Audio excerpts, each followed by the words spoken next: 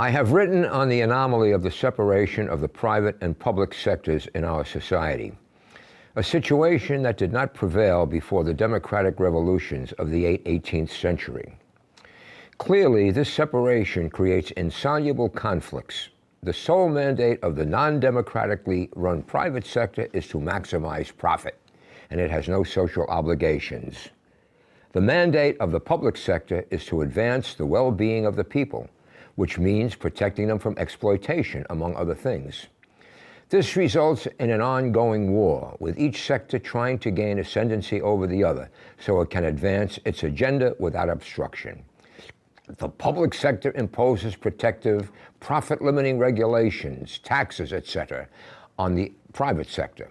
The private sector wants none of it and spends billions trying to turn legislation to its favor. Since the presidency of the United States is the highest executive office in the public sector, would not his holding of wealth derived from the private sector be a conflict of interests? How willing would he be to impose restrictions on his own wealth, however damaging its source might be to society? As, for example, interest in carbon-emitting fossil fuels and in corporations that fight against paying a living wage, move production to other countries, and sequester profits in overseas tax havens. Such is precisely the case of our new president, Donald Trump. How can he possibly opt in the interests of society? Which raises the question, what demands must be placed upon those who would be president in order to assure their unilateral concern for public interest? There have been attempts to answer this question. One is the establishment of a blind trust in which control of his wealth is taken out of the president's hands. Another is the restriction on any investments connected to a foreign government. But these are temporary prohibitions imposed only during the president's terms, after which everything reverts to its previous state. Would it not be more sensible for a president to relinquish his wealth, not even permitting him to transfer it to family or anyone else who would preserve it for him? A handsome presidential salary followed by a generous retirement income would guarantee him and his family a comfortable, worry-free lifetime. But more important than anything else, it would make him one of the people, which a rich man, and certainly Donald Trump, is not.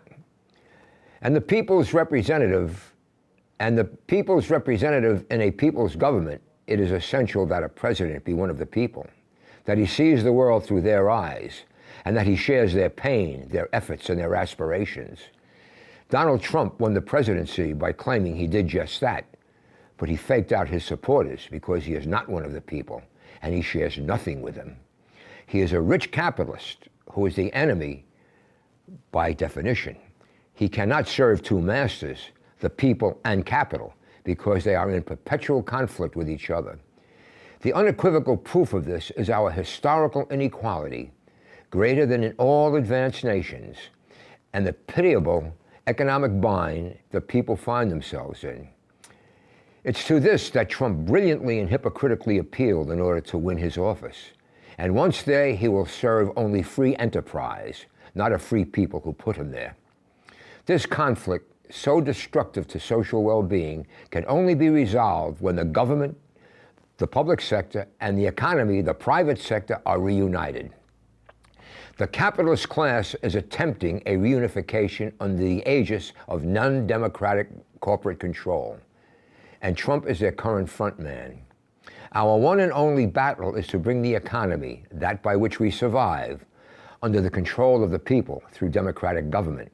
Until then, the capitalists will run our lives only to their advantage, especially as presidents.